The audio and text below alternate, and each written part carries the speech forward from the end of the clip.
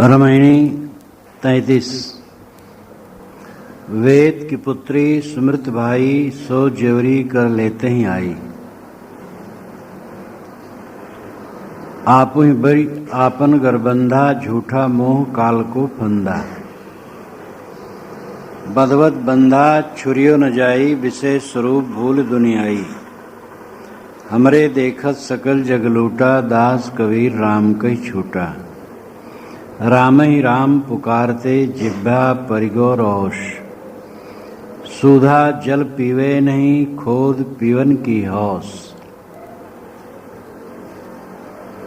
वेद की पुत्री स्मृति भाई साहब कहते हे भाई, ये स्मृतियां वेद की पुत्रियां।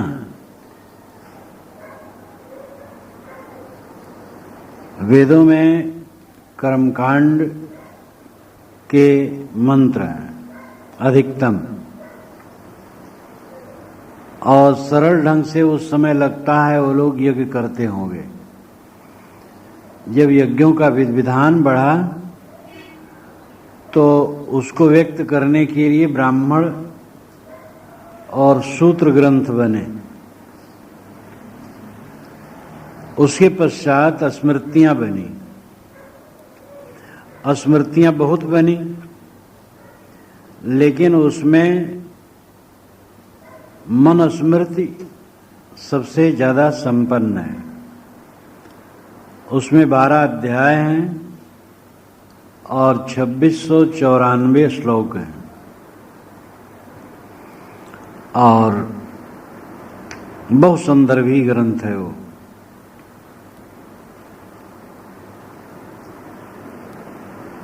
वेद की पुत्री स्मृतियां वे जेवरी कर में लेकर के आई, बंधन हाथ में लेके आई हैं। आपु ही बरी आपन गरबंधा। आदमी ने अपने हाथ से रस्सी बटी और अपना गला बांध लिया। झूठा मोह काल को फंदा। साहब कहती है मोह झूठा है और काल का फंदा है। स्मृतियां आदमी को बांधने के लिए आई। क्या ये सच है? क्या स्मृतियों में केवल बंधन है, उसमें कोई अच्छी बात नहीं है? ये प्रश्न हो सकता है। लैला मजनू, विदेशिया, ददरिया की किताब में भी कुछ न कुछ अच्छे अंश होते हैं। तो स्मृतियों में कोई अच्छी बात ही न हो, ऐसी बात नहीं। स्मृतियों में अच्छी अच्छी बातें हैं, बहुत अच्छी बातें हैं। मनुस्मृत में ही सर्वम परवशम दुखम सर्वम आत्मवशम सुखम, ये मानो महामंत्र है।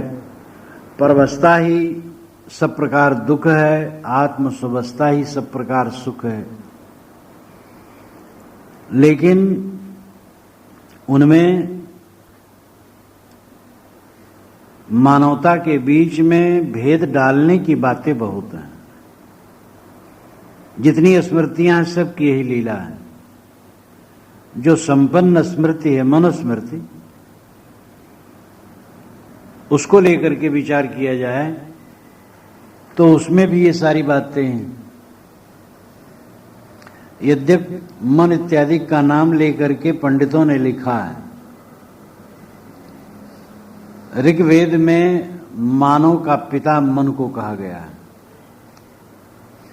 ऋग्वेद के प्रथम मंडल के 80वें सूक्त में, 114वें सूक्त में, दूसरे मंडल के 33वें सूक्त में मन को मनुष्य का पिता कहा गया, मानव समाज का पिता। पुराणों के अनुसार ब्रह्मा के दाहिने बाएं कंधे से ब्रह्मा के दाहिने बाएं कंधे से मन और शत्रुपा हुए और मन शत्रुपा से सृष्टि आरंभ हुई। ये तो काल्पनिक है, लेकिन सभ्यता के उषा काल में मन हुए हैं। उस समय वर्ण व्यवस्था और जात पात संबंधी घृणित भावनाएं थी ही नहीं। और मनुस्मृत रचना ईसा के 100-200 वर्ष पूर्व है। पाणिनि के व्याकरण के अनुसार है। पाणिनि उनसे 200 वर्ष और पहले हुए हैं। कौटिल्य अर्थशास्त्रम और मनुस्मृति दोनों पाणिनि के व्याकरण के अनुसार हैं। ग्रंथों की कसौटी करने से उनके काल का निर्धारण हो जाता है। तो मनुस्मृति की रचना ईसा से 100-200 वर्ष पूर्व है, तो मनु कैसे बनाए होंगे? लेकिन ऋषियों का नाम लेकर के पंडितों ने भुनाया है अपनी मान्यता को, और ऐसी ऐसी घृणित बातें उसमें हैं बीच बीच में, शूद्र कहे जाने वाले बंधुओं के लिए, जो न्याय नहीं। कर्मकांड का पचड़ा अलग है। दो भयंकर दोष,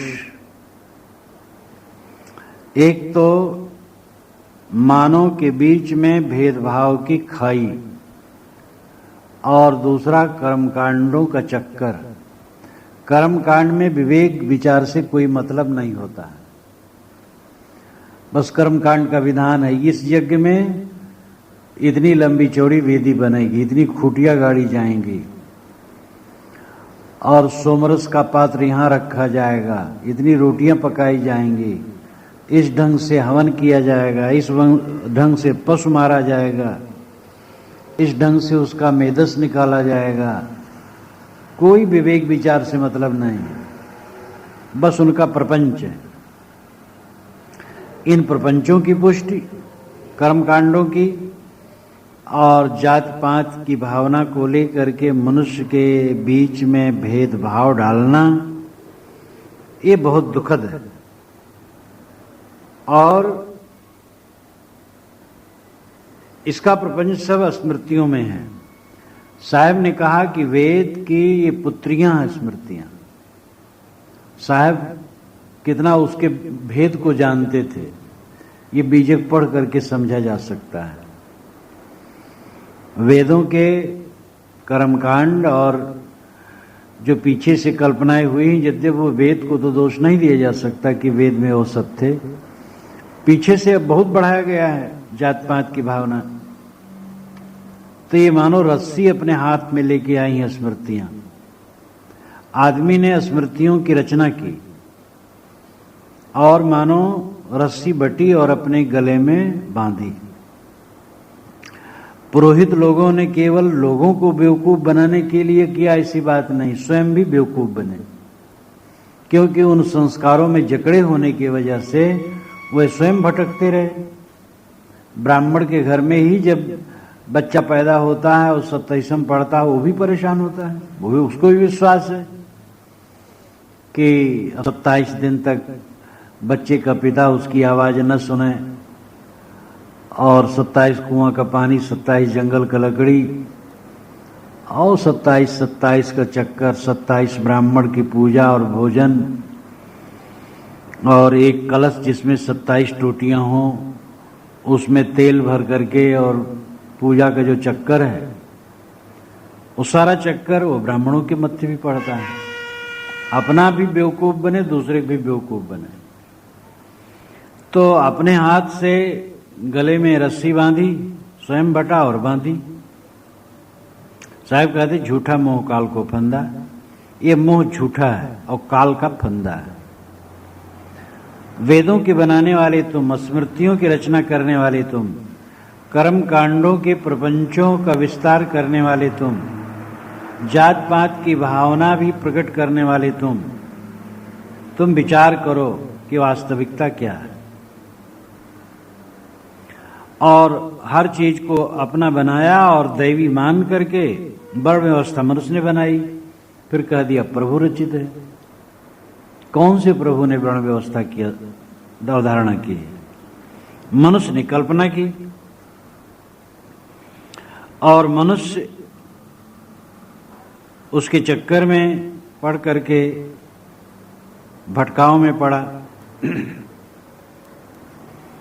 ऋग्वेद में एक बार ये बात आ गई कि विराट पुरुष के मुख से ब्राह्मण हैं, हाथ से क्षत्रिय हैं, जंघे से वैश्य हैं, पैर से शूद्र हैं, अब इसका विस्तार तो होना ही था। तो शूद्र को पैर से पैदा ही होने की बात नहीं, किंतु पैर से रगड़ने की भी बात आई। और ये कहावत हुई, बेरहा बतियाएं शूद्र लतियाएं। बाढ़ को बत्ती बांधो, बाढ़ लगा दिए और वैसे स्वतंत्र है तो कोई पशु घुस जाएगा, लेकिन बत्ती बांध करके कस दो दोनों तरफ से, तब पशु नहीं जाएगा। तो बेरहा बतियाएं और शूद्र लतियाएं।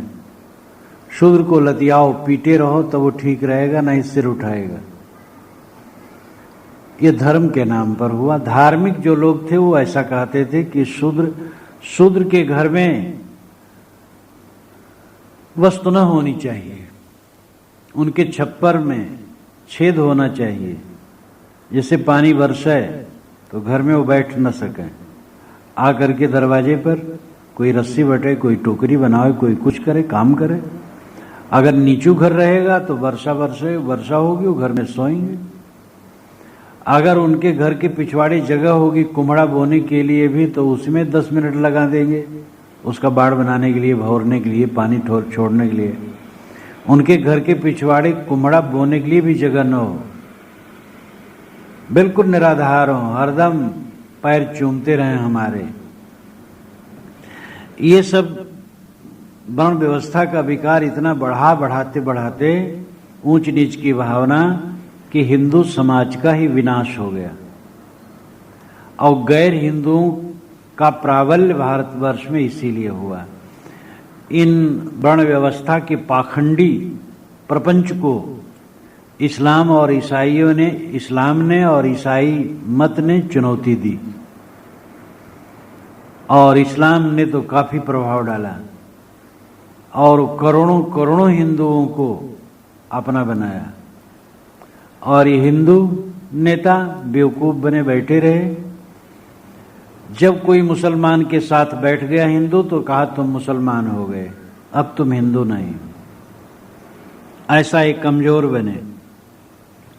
तो भेदभाव की भावना स्मृतियों ने खूब बोया। साहब कहते झूठा मोह काल को फंदा। ये प्रभु वचन का झूठा मोह है। आर्ष पुरुष ने कहा है, आप्त पुरुष ने कहा है, और ये त्रिकालज्ञ ने कहा है, इसलिए इसको मानना चाहिए। झूठा फंदा, झूठा मोह और काल का फंदा, कल्पना का बंधन है। बदबद बंधा छुरियों न जाई, बांधने को तो गला बांध लिया, अब छुड़ाए छुटती नहीं। वो फांसी छुट नहीं रही। जात पात की गंदगी मनुष्य के दिमाग में इतनी गहराई से धंस गई है कि आज के विज्ञान युग में जबकि काफी उदारता बढ़ी है, तब भी वो उसकी दुर्गंधी पूरी निकली थोड़े है। पूरी क्या, अभी बहुत अवशेष है। और माने बैठे ये शूद्र हैं, ये ब्राह्मण हैं, ये क्षत्रिय हैं, वैश्य। करनी कुछ पता नहीं, करनी से कोई मतलब नहीं, बस मान करके। ये भूल ही जाना चाहिए कोई शूद्र है कोई ब्राह्मण है, मनुष्य है बस, और कुछ नहीं। तो बांधने तो गला बांध लिए, अब छुड़ाए छुटता नहीं। विशेष स्वरूप भूल दुनियाई नाम दुनियादारी के लोग, संसार के लोग विशेष स्वरूप में भूल गए, विषय को ही स्वरूप मान लिए। स्वरूप उनको पता न रहा। स्वरूप तो अपना रूप है जो चेतन है, विषय नहीं है। लेकिन विषय को ही स्वरूप मान लिया, देही को स्वरूप मान लिया। देह के नाम रूप वर्ण आश्रम इत्यादि को अपने में सत्य करके मान लिया और उसी में भूल गए। हंस देह तज न्यारा होई, ताकि जात कहे धो कोई। स्याह सफेद किराता पीरा, आवरण वर्ण की ताता सेरा। हिंदू तुर्क की बूढ़ो बारा, नारी पुरुष का करो विचारा। साहब कहते हैं हंस शरीर छोड़ के जब अलग होता है तो उसको क्या कहोगे? कौन सी जात, कौन से वर्ण के कहोगे? ये सब बातें हमने अपने चित्त से उतार दिया। स्वरूप ज्ञान न रहा। सबके अंदर में जो हंस है वो क्या है? ब्राह्मण है कि शूद्र है? हिंदू है कि मुसलमान है? वो तो हंस है, चैतन्य है, ज्ञान स्वरूप है। लेकिन विषय स्वरूप भूल दुनियाई, ये दुनिया के लोग विषय ही अपना स्वरूप मान लिए, देह ही अपना स्वरूप मान लिए। और देह भी माने तो देह तो हाड़ चाम का सबका है, और क्या उसमें रखा है? हमरे देखत सकल जग लूटा, दास कबीर राम कहीं छूटा। साहब कहते हमारे देखने में तो सारा जगत लूट गया और लूटा जा रहा है। हमरे देखत सकल जग लूटा। हमरे देखत से मतलब विनम्रतक भाव है, मेरी समझ से। हमरे देखत मतलब मेरी समझ से तो ऐसे लगता है कि सारा संसार अपने को लुटा दिया। अविवेक में पड़ करके अपनी वास्तविकता को भूल गए। एक को बिना शुभ गुण के ही घमंड हो गया कि मैं सबसे बड़ा हूं, और एक को मिथ्या ही अपने में हीन भावना आ गई कि मैं छोटा हूं। ये अपने आप को लुटा देना है, अपनी गरिमा को भूल जाना है। जो हंस चैतन्य सर्वोपरि है, वो अपने को कैसे ऊंच नीच की भावनाओं में सड़ा डाला। दास कबीर राम के छूटा। साहब यहां व्यंग करते हैं उपासकों पर कि दास कबीर उपासक लोग तो राम कह करके भवबंधन से छूटना चाहते हैं। इसका भेद जानना चाहिए। बीजक में साहब ने अपने नाम को अन्य वचन के रूप में भी प्रयोग किया है। एक जगह नहीं किया है, अनेक जगह किया है। इसमें ऐसी अनेक जगहें आई हैं जहां पर उन्होंने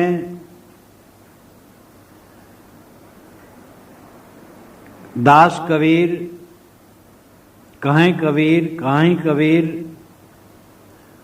और अनेक प्रयोगों में किया है अपने नाम का वर्णन। 86वां शब्द में कबीरा, कबीर, कहीं कबीर अनेक प्रकार से कहा है। तो अपने नाम को उन्होंने अन्य वचन के रूप में भी प्रयोग में लाया है। और इस शैली को न समझ करके सीधा सपाट अर्थ लोग कर देते, दास कबीर राम कहीं छूटा। कबीर दास तो राम राम भजन किए और इसे कहे हम छूट गए। लेकिन आगे क्या कहते? राम ही राम पुकारते जिह्वा परिगो रोंस। राम राम जपते जपते तुम्हारी जीभ में घट्ठे पड़ गए। सुधा जल पीवे नहीं खोद पीवन की हौस। पात्र में स्वच्छ शीतल जल रखा है, उसको पीते नहीं हो। तुम कहते हो हम कुआं खोदेंगे तब पानी पिएंगे। काहे कुआं खोदोगे, काहे पानी पियोगे? पानी रखा है, पी लो। राम को तुम खोज रहे हो, राम राम कह करके जीव को परेशान कर रहे हो।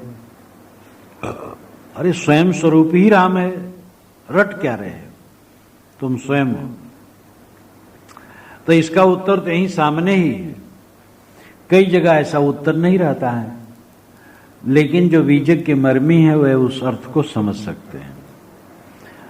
अब जो अपनी भावना को उसमें रखना चाहते हैं, उनको ऐसे प्रसंग अनुकूल पड़ जाते हैं। दास कबीर राम कहीं छूटा। ये उपासक लोग राम राम कह करके बंधन छूटना चाहते हैं, लेकिन राम राम कहते घट्ठे पड़ गए, राम न मिला। राम तो तू ही है, और उसको जप करके पाना चाहता है। सुधा जल पीते नहीं, खोद करके पीने का हौसला है।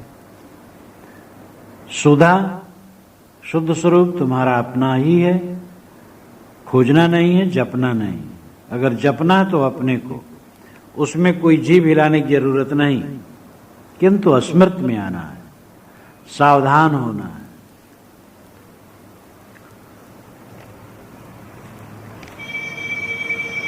पढ़ पढ़ पंडित कर चतुराई, निज मुक्ति मोहिकव समझाई। कहाँ बसे पुरुष कौन सा गाऊं, सो पंडित मोह सुनावहु नाऊं। चार वेद ब्रह्म निष्ठाना, मुक्ति का मरम उनहु नहीं जाना। दान पुण्य उन बहुत बखाना, अपने मरण की खबर न जाना। एक नाम है अगम गभीरा, तावा अस्थिर दास कबीरा। चिवटी जहां न चढ़ सके, राई न ठहराए। आवागमन की गम नहीं, तहां सकलो जग जाए। ये 34वीं रमैनी में सदगुरु मोक्ष का विचार रखते हैं। पंडित से प्रश्न करते हैं, पढ़ पढ़ पंडित कर चतुराई। अय पंडित जी, आप पढ़ पढ़ करके बड़ी चतुरता व्यक्त करते हैं। शास्त्रों को पढ़ लिए, उपनिषदों को पढ़ लिए, पुराणों को पढ़ लिए, और उसमें कुछ जान गए और व्याख्यान करने लगे मोक्ष का। तो चतुराई तो दिखाते हो कि तुम बड़े चतुर हो, मोक्ष को खूब जानते हो, लेकिन निज मुक्ति मोहि को समझाई। मुक्ति का जो निज अनुभव है वो मुझे समझा के कहो। तुम कितना समय मुक्त रहते हो, तुम्हारे में मुक्ति का अनुभव क्या है? किताबों में लिखा है कह देते हो, तो ऐसे है कि जैसे कोई दूसरे की गाय गिनता रहे, दूध मिलने वाला नहीं है। जैसे दीवार में दीपक का चित्र हो, उसमें प्रकाश मिलने वाला थोड़े। दीपक का चित्र, उस चित्र से प्रकाश नहीं मिलेगा। वाणी से मुक्ति का वर्णन करने से मुक्ति नहीं हो जाएगी। हाँ, ये ठीक है, वर्णन करना चाहिए। वर्णन करने से, सोचने से, समझने से असर पड़ेगा, मन बदलेगा। कहत सुनत छूटे कलुष, कहने सुनने से कलुष छूटते हैं, ये ठीक है। लेकिन अब कोई व्यापार मान ले कि मोक्ष का वर्णन करे खूब, बस तब मुक्ति हो गई, ये बेकार है। तो है पंडित जी, तुम शास्त्रों को पढ़ पढ़ करके अपनी चतुरता दिखाते हो और कहते हो हम मुक्ति धाम जानते हैं, लेकिन मुक्ति का तुम्हारा अपना अनुभव क्या है? तुम मुक्त रहते हो क्या?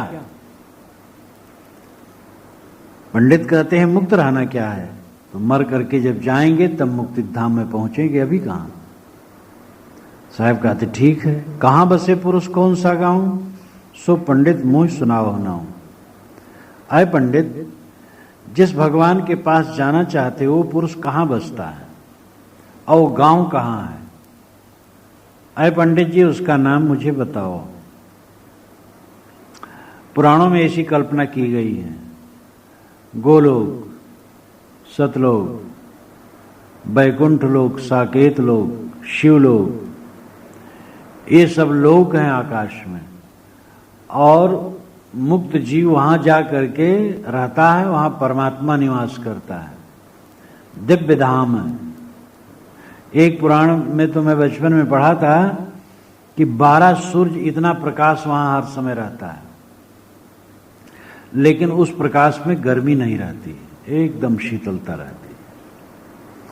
बीच में वो ब्रह्म 12 प्रकाश के समान चकमकाता रहता है। 4 दरवाजे,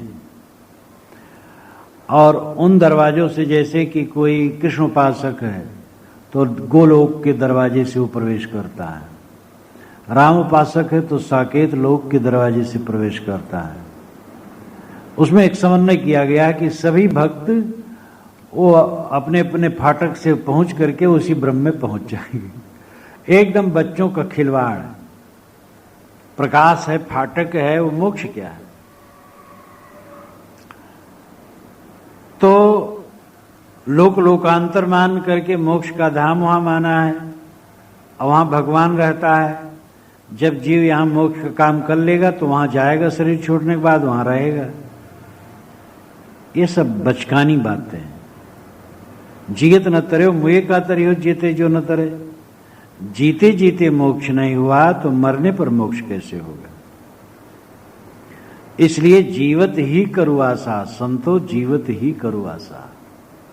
मोक्ष इसी जीवन में है, वासना का त्याग। ध्यान में जो संकल्पों के त्याग की बात बताई जाती है, तो केवल संकल्प न होना लक्ष्य नहीं। गाढ़ी नींद में भी संकल्प नहीं रहते, लेकिन उससे कोई सफलता तो नहीं हुई। किसी कारण से कोई साधना में संकल्प रहित हो जाए कुछ समय के लिए, तो वो तो पूरी सफलता नहीं मानी जाएगी। सफलता तो है कि जब सब समय अनासक्त रहे, सब समय लगे कि हड्डी मांस का लोथड़ा लिए मैं घूम रहा हूं और ये कहीं मिट जाएगा। मेरा स्वरूप शुद्ध चैतन्य है, मैं बिल्कुल इससे निर्लेप हूं और इस स्वप्न के संसार से मेरा कोई संबंध नहीं। ऐसा सब समय चित्त में जागता रहे, तब असली दशा है। और जब उत्कट वैराग्य होगा तभी संकल्प शांत भी होते हैं। अब ऐसे अभ्यास द्वारा भी निग्रह होता है। अभ्यास वैराग दो साधन है, अभ्यास वैराग्याभ्याम तन्निरोध। तो बारंबार अभ्यास करने से भी चित्त निरुद्ध होता है। ये ज्योतिनाद बिंदु, किसी भी आधार बिंदु में बारंबार निगृहित करते करते चित्त निगृहित हो जाता है। लेकिन वैराग्य रीढ़ है साधना की। वैराग्य सब कुछ है। बोध के बाद तो वैराग्य ही बोध की व्याख्या है। बोध वही जो कि माने नहीं मन का, बोध वही जो कि गांसे फिरे मन का। मन का ना माने, मन को गांसे फिरे, तब बोध। अब बोध हो गया मैं शुद्ध चैतन्य हूं, अब इसे वासना मन रम रहा है, तो वाणी भर है। इसलिए मोक्ष का अनुभव अनासक्ति, सब समय ऐसा चित्त छुटा हुआ लगे संसार से कि चाहे जब ये शरीर विसर्जित हो जाए कोई भय नहीं, कुछ पाना नहीं, कुछ होना नहीं, कुछ जाना नहीं, कुछ करना नहीं, सब पूरा है। सब समय जिसको पूरा लगे वो मुक्त है। तो लक्ष्य यह है कि सब समय अनासक्त रहे। अभ्यास काल में चित्त का निरोध ही उसकी सफलता है। चित्त शांत हो जाए, निर्विकल्प हो जाए। लेकिन ध्यान के बाद उसकी सफलता है विवेक में मन का निरंतर ढला रहना, हर समय विवेक में जागृत, तब ध्यान का फल है। साहब कहते हैं वो मोक्ष धाम कहां बसता है, भगवान कहां रहता है। चार वेद ब्रह्मे निष्ठाना, मुक्ति का मर्म उन्हों नहीं जाना। निर्भय कबीर कहते हैं ब्रह्मा ने चार वेदों को ठाना, लेकिन मुक्ति का मर्म वे भी नहीं जाना। ठाना नाम स्थापित किया, निश्चय किया, प्रचार किया। वेद ब्रह्मा का रचा नहीं, वेद ऋषियों की रचनाएं। पिता पितामह परपितामह पुत्र पौत्र परपौत्र, पीढ़ी दर पीढ़ी के लोग वेद की ऋचाओं को लिखते रहे, बोलते रहे। लिखने को तो पता ही नहीं था उस समय, लिखना पढ़ना लोग जानते ही नहीं थे। मंत्र बनाते थे, याद करते थे, शिष्यों और पुत्रों को सुनाते थे, वो याद करते थे। एक दूसरे से लोग याद करते चले जाते थे। जब कभी लिखने का ज्ञान हुआ तो चाम पर, लकड़ी पर, कपड़े पर या वृक्षों के छाल पर उन्होंने लिखा, रखा। आग लगी, झोपड़ियां होती ही थी, ज्यादा जल गए। कभी जब जो कुछ जलने वलने से बचा संपादन किया गया, और वही चारों वेदों के नाम से प्रसिद्ध है। ब्रह्मा से इसे जोड़ा जाता है, तो ब्रह्मा कोई बड़ा संपादक होगा, उसने चारों वेदों का निष्ठाना यानी अपने आप में पक्का निश्चय किया और उसका प्रचार किया, उसके लिए श्रद्धा रखी। लेकिन मुक्ति का मर्म उन्होंने नहीं जाना, वे भी मुक्ति का मर्म नहीं जाना। ये कहना कोई मामूली बात नहीं है कि ब्रह्मा भी मुक्ति का मर्म नहीं जाना। ये कबीर जैसे निर्भय ही कह सकते हैं। उस जमाने में अवकाशी में एक बार एक समाजी विद्वान ने पुस्तक ऐसे पढ़ी थी, मुक्ति का मर्म उन्होंने नहीं जाना, पढ़ा, अरे कहा अरे बाप रे बाप, ब्रह्मा भी मुक्ति का मर्म नहीं जाने। फिर जब समझाया गया तो उनको महसूस हुआ ब्रह्मा कर्म कांडी और कर्म कांड का विस्तार वेदों में, तो मुक्ति का मर्म, मुक्ति सुन से कोई मतलब ही नहीं। यज्ञ करो, हवन करो, तर्पण करो, खाओ पियो, मस्त रहो, सोमरस पियो, मर जाने के बाद भी फल स्वर्ग मिले, अप्सराएं मिले, मुक्ति कहां। कर्म कांड में मुक्ति कोई गुंजाइश नहीं। तो ब्रह्मा से मतलब यज्ञ के बड़े पुरोहित, कर्म कांड के विस्तारक, मुक्ति का मर्म नहीं जाना। दान पुण्य उन्हें बहुत बखाना, अपने मरण की खबर न जाना। उन्होंने दान पुण्य का बखान बहुत किया ब्रह्मा ने। या ब्रह्मा जो यज्ञ का महान पुरोहित, ब्रह्मा, होता, उद्गाता, ध्वर्य, ये चार मुख्य पुरोहित हैं यज्ञ के, और उनके और सहायक हैं तीन। ये सब उपनिषद सौरभ में मैंने लिख दिया है, शायद मुंडक उपनिषद में है।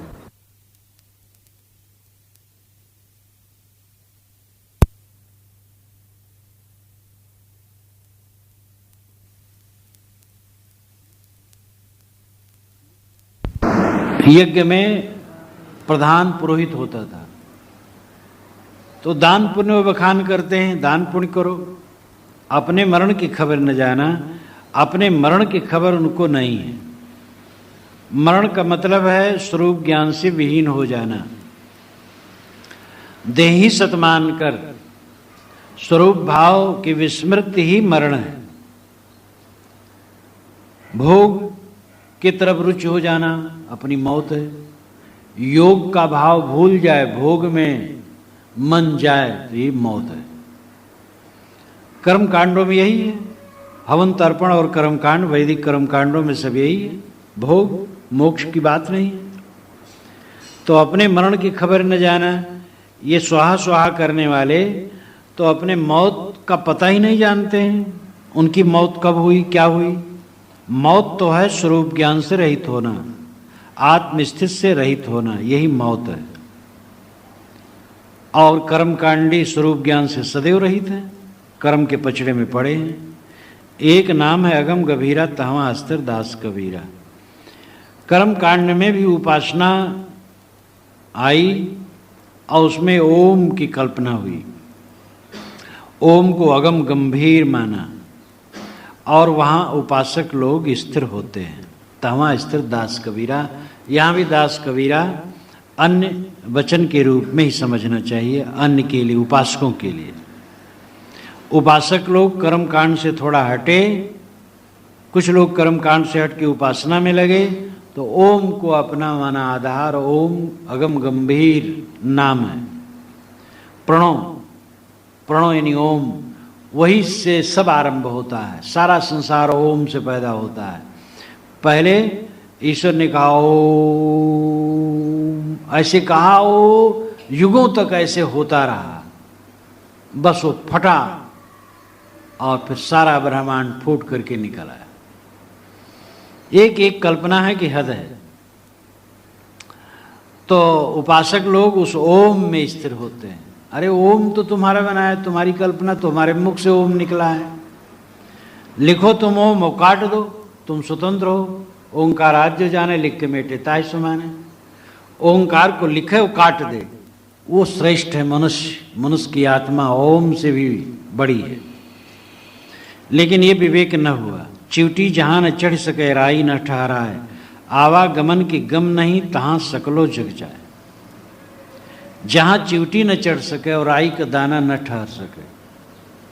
चिवटी हर जगह करीब करीब चढ़ जाती है और राई का दाना महीन बिंदु पर भी रुक सकता है, लेकिन ऐसा सूक्ष्म हो कि चिवटी भी वहां न चढ़ सके और राई का दाना भी न ठहर सके। वैसी जो अवावागमन का गम नहीं, जहां आने जाने कोई गम न हो, पता न हो, इन्हीं आना जाना संभव न हो, तहां सकलो जग जाए। साहब कहते वहां सारा संसार जा रहा है। ये व्यंग है। चिवटी जहां न चढ़ सके। चिवटी से अर्थ वाणी, राई से अर्थ बुद्धि। वाणी से जिसका वर्णन न हो और बुद्धि जिसको निश्चय न कर सके। कहते हैं ऐसा वो अगम अपार भगवान का धाम है, लेकिन वहां सारा संसार कर्म कांड करके जाना चाहता है, कैसे जाएगा। अथवा जो निस्वरूप का बोध है, निस्वरूप की स्थिति है, वो वाणी और बुद्धि से ऊपर है। वाणी और बुद्धि के व्यापार को तुम मोक्ष मान लेते हो। बुद्ध से कल्पना करके लोक लोकांतरों की मोक्षधाम मानते हो और वाणी से वर्णन करते हो, लेकिन मन और वाणी का जहां अंत होता है वो मोक्ष है। मन वाणी एक साथ रहते हैं, इस पर तो कई बार चर्चा की जाती है। मन चला वाणी चली, संकल्प उठते हैं उसमें वाणी रहती, शब्द रहता है। जैसे सड़क की याद आई तो सड़क एक आकार आया, सड़क का आकार आ गया और सड़क शब्द आ गया। पानी, गोबर, मनुष्य, बैल, भैंस, मकान, ये संकल्प उठते गए, उसके साथ शब्द चलते गए। तो मन और वाणी का अभिन्न संबंध है। मन जब शांत होता है तब वाणी शांत हो जाती है। मन वाणी का जहां अंत है वह पद स्वरूप स्थित है। लेकिन वहां सब लोग कर्मकांड का बोझा लाद करके जाना चाहते हैं, हवन तर्पण करके जाना चाहते हैं, केवल ओम इत्यादि की उपासना करके जाना चाहते हैं। ध्यान के लिए हमारे पूर्वज लोग कोई मूर्ति नहीं रखते थे, मूर्त पूजा को बिल्कुल नहीं थे। मूर्त पूजा तो पीछे से चली। मूर्त पूजा का रोग हिंदू समाज को जैनों और बौद्धों ने दिया, और बौद्धों ने तो बहुत विस्तार कर दिया, जैनों ने भी कम नहीं किया। लेकिन जैन ज्यादा तपस्वी होते थे, इसलिए उनका प्रचार उतना सीमित रहा। बुद्ध से भी जैन का मार्ग बहुत पुराना है, लेकिन अति तपस्वी होने से उनका उतना विस्तार नहीं हुआ। बुद्ध मार्ग में छूट इतनी हुई, खान पीन सब छूट करते करते इतना छूट कर दिए कि आगे चल करके तो हद हो गया, इसलिए विस्तार बहुत हो गया और फिर विनाश भी हो गया। पूरा भारत में शून्य हो गया बौद्ध मत। अब भारत जब से आज़ाद हुआ है तब से थोड़ा आरंभ हुआ है, वो भी राजनीति लेकर, इसलिए बौद्ध मत का वास्तविक स्वरूप नहीं रहा। बौद्ध मत में जो पुनर्जन्म अत्यंत मान्य है, आधुनिक बौद्धों में उसका पता ही नहीं। तो बौद्धों और जैनों ने मूर्ति पूजा का रोग हिंदू समाज को दिया। ये जड़ता वहीं से आई। पहले ये सब कुछ नहीं था, तो मन को ठहराने के लिए कोई आधार चाहिए, इसलिए ओम की कल्पना ऋषियों ने की। और वो मन ठहराने के लिए ओम हो, ज्योति हो, नाद हो, बिंद हो, कुछ ठीक है, लेकिन वो हमारे मन का आभास है, हमारे मन की कल्पना है, हमारा लक्ष्य नहीं है। ये बोध नहीं रहा। अब आदमी दृश्यभास में ही भटक गया। साहब यहां पंडितों को खूब लिए। रमैनी 35। पंडित भोले पढ़िगुन वेदा, आप अपन को जानो न भेदा। संझा तर्पण और सटकर्मा, ई बहुरूप करें धर्मा। गायत्री जुगचारी पढ़ाई, पूछो जाए मुक्ति किन पाई। और के छिए लेत हो छींचा, तुमसो कहो कौन है नीचा। ई गुण गर्भ करो अधिकाई, अधिके गर्भ न होए भलाई। जास नाम है गर्भ प्रहारी, सोकस गर्भ ही सके सहारी। कुल मर्यादा खोई के खोजन पद निर्वाण, अंकुर बीज नशाई के नरभय विदेही थान। पंडित भोले पढ़िगुन वेदा। पंडित लोग वेद शास्त्र पढ़ करके अपने स्वरूप को भूल गए। बस वो वाणी का व्यापार ही सब कुछ समझ लिए, बरबर बोलना। एक पंडित ने कहा था मुझसे कि महाराज काशी में हम लोग बैठते हैं तो जब लोग आते हैं तो हम लोग ऐसा बोलते हैं कोई संबंध नहीं रहता है। जो ज़्यादा अधिक श्लोक बोल ले जाए पब्लिक उन्हीं को तो बड़ा पंडित मानेगी। हम लोगों का सचमुच में असंबद्ध प्रलाप रहता है और वाणी का व्यापार रहता है। तो पंडित लोग वेद शास्त्रों को पढ़ करके अपने स्वरूप भाव को भूल गए। अरे वेद और शास्त्रों का रचयिता जीव है और जीव के स्वरूप ही को भूल गए। आप अपन को जानो न भेदा। आप नाम स्वयं अपन को, अपने स्वरूप भाव का भेद रहस्य नहीं जाने। आप अपन को पर साहब बारंबार जोर देते हैं। अपने आप का बोध, अपने आप का होशवास, अपने आप को समझना, ये सबसे बड़ी बात है। तो अपना रहस्य न समझे कि मैं कौन हूं। संझा तर्पण और षटकर्मा ई बहुरूप करें धर्मा। संझा संध्या का अपभ्रंश रूप है, तद्भव रूप है। संध्या तत्सम रूप है। पंडित लोग संध्या करते हैं, वो भी कोई करता होगा, कभी शायद जमाने में और लोग करते होंगे। आज तो 10-20 ब्राह्मणों के गांव में सर्वेक्षण करो तो कोई हो तो संध्या करता हो तो करता हो।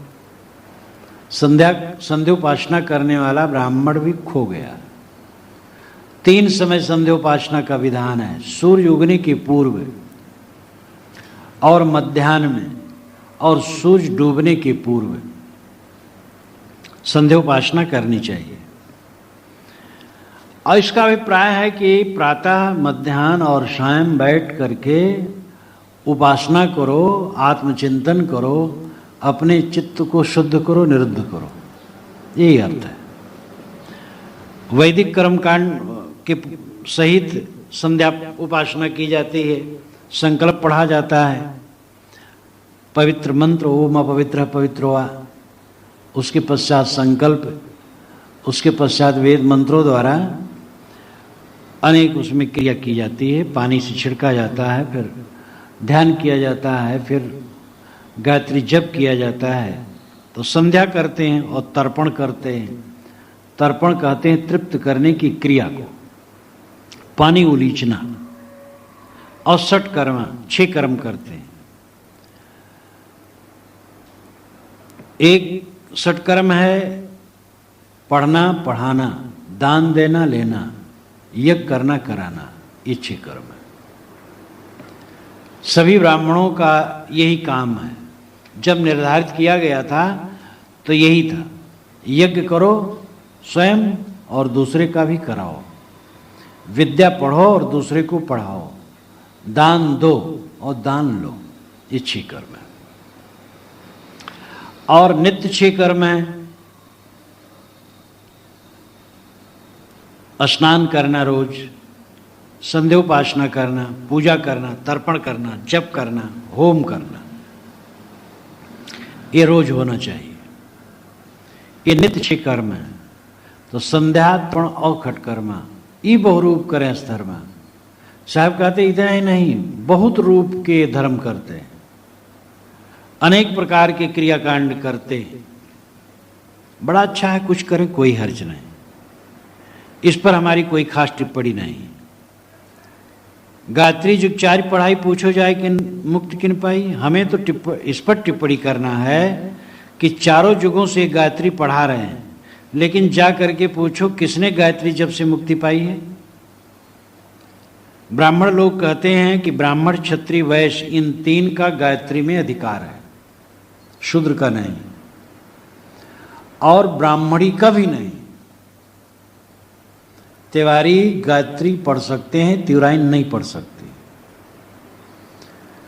इसलिए गायत्री जब गायत्री मंत्र की दीक्षा द्विजातियों को होती, ब्राह्मण क्षत्रिय वैश्य को, ब्राह्मणी को नहीं होती। वो ब्राह्मणी बेचारी रहती नहीं, सदैव शूद्र रहती है। तो शूद्र को तो गायत्री पढ़ने का अधिकार नहीं है, और गायत्री के जप से ही मोक्ष होता है। इसलिए शूद्रों का मोक्ष में अधिकार नहीं। साहब कहते मान लिया तुम्हारी बात, उनका अधिकार नहीं है। लेकिन अब तुम ये बताओ कि जितने लोग गायत्री जपने वाले हैं सब तो मुक्त होना चाहिए। ये बात सिद्ध हो जाए तो तुम्हारी बात बिल्कुल प्रामाणिक है। चारों युगों से गायत्री तुम पढ़ा रहे हो द्विजातियों को, लेकिन जा करके उनसे पूछो किसने मुक्ति पाई गायत्री जप से। गायत्री जप रहे हैं, तंबाकू खा रहे हैं, गायत्री जप रहे हैं, मांस भी खा रहे हैं, शराब भी पी रहे हैं, झूठ भी बोल रहे हैं, मोह माया में तो डूबे ही। मान लो कि ऐसे भी कर्मकांडी ब्राह्मण होंगे जो मांस शराब ये सबसे रहित, लहसुन प्याज भी नहीं खाएंगे, सदाचारी, लेकिन वासना में डूबे, मोह माया में डूबे हैं। तो गायत्री जपने मात्र से किसकी मुक्ति हो गई? गायत्री एक छंद है, वेदों में अनेक प्रकार के छंद है, गायत्री भी एक छंद है। ये प्रसिद्ध गायत्री विश्वामित्र की रचना है और यह गायत्री द्विजातियों की दीक्षा में किसी काल में नियुक्त हुई। वेदों में कहीं यज्ञोपवीत का पता नहीं चलता है। वैदिक काल में इस गायत्री को जप करके लोग ब्राह्मण बनते थे, इसका कहीं पता नहीं। यज्ञोपवीतम परमम पवित्रम ये सूत्र ग्रंथों में मिलता है और ये कोई 2500-2700 वर्ष आज से पुरानी रचना है। वेदों में कहीं यज्ञोपवीत का पता नहीं। मेखला का पता है। मेखला माला की तरह गले में पहनने की बात आती है, लेकिन यज्ञोपवीत का पता नहीं चलता है। तो गायत्री पढ़ करके मुक्ति हो गई, इसलिए शूद्रों की मुक्ति नहीं होगी, ये बकवास है। शूद्र ब्राह्मण कुछ नहीं। सदाचार कल्याणकारी है, वासना के त्याग से मोक्ष होता है, गायत्री जपने से नहीं। गायत्री इत्यादि कोई नाम जपे अपने मन के निरोध संयम सदाचार के लिए ठीक है, लेकिन वो सीधे मुक्ति दे देगी। और गायत्री का अधिकार जिसको नहीं हो, मुक्त नहीं होए, तो मेरा अधिकार बकवास है। शूद्र कहे जाने वाले व्यक्तियों को गायत्री पढ़ाई जाए, वो गायत्री बोल न पावे तो समझ लिया जाए अधिकार नहीं। बैल को अधिकार नहीं है। बैल से कहो गायत्री जपो, ओम भूर्भुवः स्वः तत्सवितुर, वो नहीं बोल पाएगा, तो उसको अधिकार नहीं। और जिसका नाम शूद्र उससे कहलाओ कहा लेगा, तो कैसे नहीं अधिकार है? इसलिए अधिकार का बकवास। दूसरे अधिकार तुम मान भी लो तो उससे मुक्ति उक्ति होने वाली नहीं। और के छे ले तो छींचा, तुमसे कहो कौन है नीचा। और कोई छू ले तुम पानी छिड़कते हो और मंत्र पढ़ते हो, ओम अपवित्र पवित्रो वा सर्वावस्थांगतो अपिवाय स्मरेत पुंडरीकाक्षं बाह्यभ्यंतर शुचि। ऐसा पानी छिड़क करके मंत्र बोल करके तब पवित्र होते हैं। साहब कहते तुमसे कहो भला तुमसे कौन नीच है। अब ये बात कहना मामूली है। काशी में साहब ने कहा था, और के छे ले तो छींचा, तुमसे कहो कौन है नीचा। तुमसे नीच वाला कौन होगा? ये कोई मामूली बात नहीं, बहुत बड़ी बात है। और वह व्यक्ति कह रहा है जो झुग्गी झोपड़ी, जुलाहों की झुग्गी झोपड़ी में पाला गया था। कोई ब्राह्मण के घर में पाला जाता, वो कहता तो भाई चलो साहस था। हिंदू के घर में भी नहीं, मुसलमान के घर में। और वो मुसलमान भी नहीं, सैयद पठान शेख जुलाहा। हिंदू समाज में जैसे निम्न वर्ग जिसे कहते हैं निम्नतम, वैसे मुसलमानों में निम्नतम जुलाहे दुनिया जुलाहा है। तो हिंदू भी नहीं मुसलमान, और मुसलमान भी साधारण ऊंचा नहीं, बहुत निम्नतम जुलाहे की झुग्गी झोपड़ी में पाला गया बच्चा, ये कह रहा है। कितना बड़ा साहस का पाठ है। जो लोग अपने को मानते हम तो इस जात के हैं, अरे हम तो इतना कम पढ़े हैं, हम तो पिछड़े हैं, बैकवर्ड हैं, उनको समझना चाहिए कबीर साहब क्या थे। कबीर साहब के लिए तो कोई कह सकता हम बैकवर्ड थे, कबीर साहब तो बैकवर्ड भी नहीं थे। उनको कुछ कह नहीं जा सकता है, पैदा कहाँ हुए कोई जानते नहीं, पाले गए गरीब के घर में। लेकिन हीन भावना की ग्रंथि कहीं है उनकी वाणी में? कहीं हीन भावना की ग्रंथि, गरजते हैं एकदम जीवन भर। इसलिए कबीर साहब के व्यक्तित्व में पूरी मानवता के लिए महान साहस का पाठ है। और वे स्वर्ण स्तंभ और प्रकाश स्तंभ की तरह संसार में खड़े हैं। कितने महात्मा हुए, राजक घर में पैदा हुए, पंडित के घर में पैदा हुए, ठाकुर के घर में पैदा हुए, सेठ के घर में पैदा हुए। कबीर साहब कहाँ पैदा हुए पता ही नहीं, पाले गए महागरीब घर में। और वो इतना गरज रहे हैं कि उनका जोड़ा कोई नहीं, उतना साफ किसी ने नहीं कहा, पूरे इतिहास में किसी ने नहीं कहा। महात्मा बुद्ध तक ने क्षत्रिय ब्राह्मण और वैश्य का नाम लिया जब उनके शिष्यों ने कहा कि महाराज आपकी अस्थियों का क्या होगा, शरीर छूटने का समय आ रहा था। महात्मा बुद्ध ने कहा तुम लोग साधु संतो अपना ध्यान भजन करो, तुम इस चक्कर में क्यों हो?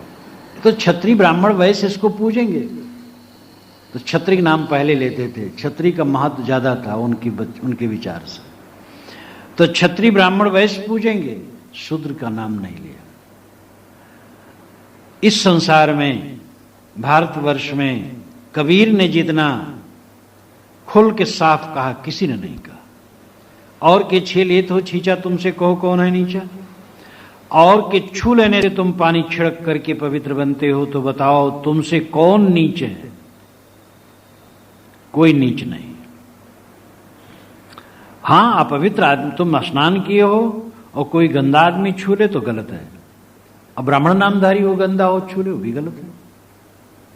और अगर पवित्र है, वो साफ सुथरा है, कोई हर्ज नहीं। आचार के आधार पर छुआछूत है, लेकिन जात के आधार पर छुआछूत बकवास है। ई गुण गर्भ करो अधिकाई, अधिके गर्भ न होए भलाई। साहब कहते ई गुण गर्भ करो, ई अपने गुण का गर्भ ज्यादा न करो। इतना सरल ढंग से, इतना मार्मिक है, क्या कहा जाए।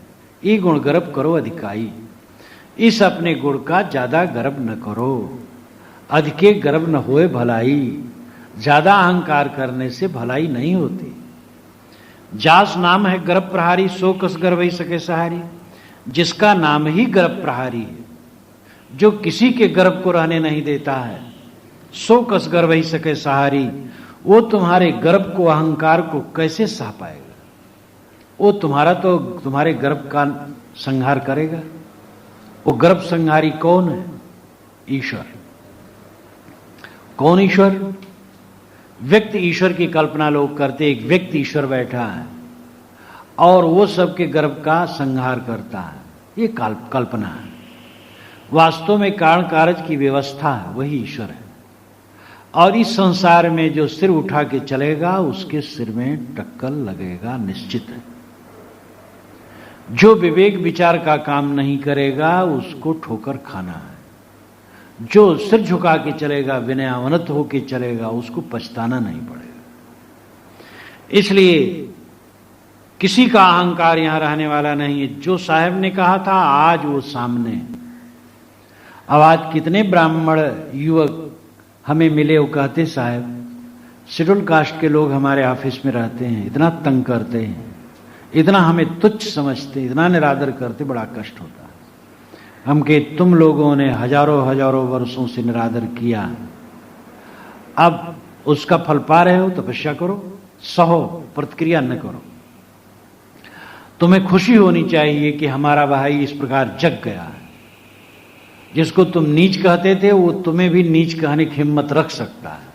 तुम खुश हो, उसका भी विवेक जग जाएगा, फिर नीच ऊंच कहना बंद हो जाएगा। सिंह को मार करके स्वयं सिंह बन जाए तो क्या फायदा हुआ। अगर शेड्यूल कास्ट के लोग, बैकवर्ड के लोग, सवर्ण कहे जाने वाले लोगों को भी गाली देना शुरू करें तो वही हुआ। वो गाली देते थे, अब ये गाली दी। गाली देना दोनों तरफ से बंद हो और सब समान है, ये भावना आनी चाहिए। तो आज गर्भ चूर हो गया है। आज तो ये जगह जगह आवाज उठती है, जब मंत्री भी बनना होता है, कोई शेड्यूल कास्ट का बनना चाहिए, कोई शेड्यूल कास्ट का बनना चाहिए, ये बात आती है।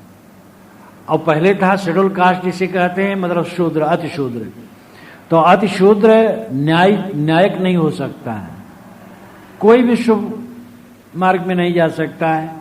वो तो हल जोते, पतरी गांठे, जूता सिले, कपड़ा साफ करे, ये सब काम करे। अब आवाज उठती है राजनीति में भी, मंत्री बनना कोई शेड्यूल कास्ट का बनना चाहिए।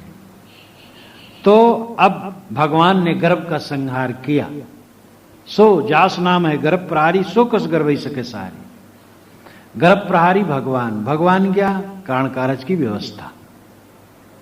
लहसुन प्याज खाओगे दुर्गंधी डकार आएगी, ज्यादा खाओगे पेट खराब होगा।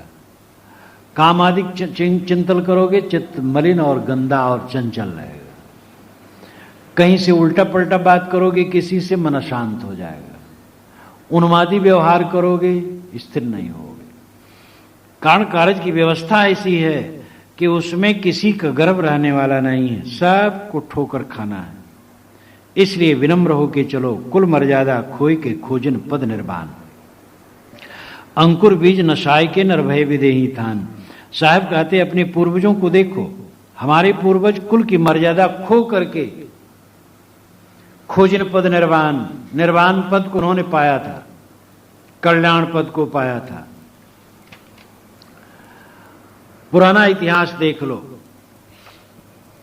सत्यकाम जाबाल के पिता का पता न था, केवल माता का पता था, और गौतम ऋषि ने उसको ब्राह्मण कहा था।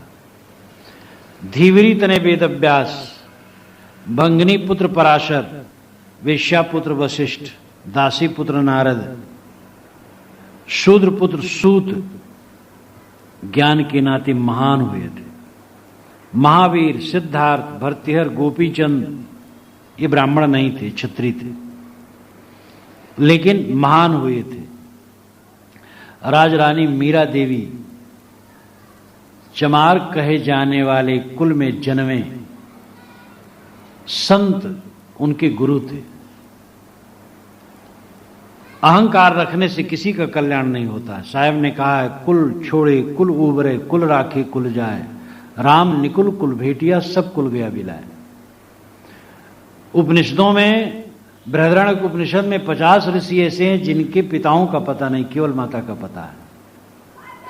तो पूर्वज हमारे जात पात को लेकर के कल्याण की बात नहीं की है। कुल मर्यादा खोई के खोजन पद निर्वाण, वह निर्वाण पद, मोक्ष पद, कुल की मर्यादा को खो करके प्राप्त किया। अंकुर बीज नसाय के नरभय विदेही थान, वह नर वह महापुरुष जात पात के अंकुर बीज को भी नष्ट कर दिए थे, और विदेह स्थान कल्याण को प्राप्त करने के लिए उन्होंने सारा अहंकार त्याग दिया था। और ये बात जगह जगह आती है। युधिष्ठिर के यज्ञ में घंटा नहीं बजा, जब सुपच भक्त ने भोजन किया तब घंटा बजा। ये भी इसी अहंकार को तोड़ने के लिए है। ब्राह्मणों में भी सब वैसे नहीं हुए हैं संकुचित, विचारवान उनमें भी हुए हैं, और इस ब्राह्मण बात को सदैव तोड़ने के लिए लगे रहे हैं।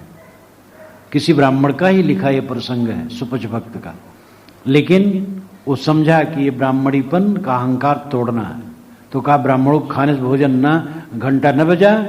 और सुपच भक्त ने जब भोजन किया तब घंटा बजा। बैठी पड़ाइन बैठी शुक्लाइन, आएगे विमान गंधकिनिया के, मौका भावे ले भक्ति भिलनिया के। तो इसलिए साहब कहते हैं कि कुल मर्यादा खो करके निर्वाण पद की प्राप्ति, और उसके अंकुर बीज को भी नसा करके जात पात के। पहले के महापुरुषों ने विदेह स्थान आत्म कल्याण की दशा प्राप्त किए थे। इसलिए अय पंडितों, अहंकार मत करो, वेद शास्त्र पढ़ो ठीक है, संध्या तर्पण करो कोई हर्ज नहीं है, गायत्री तुम पढ़ते हो पढ़ो, लेकिन समझ लो ये सब में दूसरे भी अधिकार है। और तुम बड़े पवित्र हो, दूसरे अछूत है, ये भूल जाओ। हाड़ चाम तुम्हारे शरीर में है, टट्टी तुम्हारे पेट में भरी है, दूसरे पेट में है, हंस सब में समान है, इसमें कौन छोटा बड़ा है। इतनी अकल जो न रखे हो पंडित है, इतना न समझ पावे। हमारे हाथ में हाड़ चाम है, दूसरे के हाथ में हाड़ चाम है, तो उसमें कौन ऊंचे कौन नीचे। सब में एक ही आत्मा, एक प्रकार आत्मा सब में है। इस चीज को समझो, तभी तुम्हारा पांडित्य।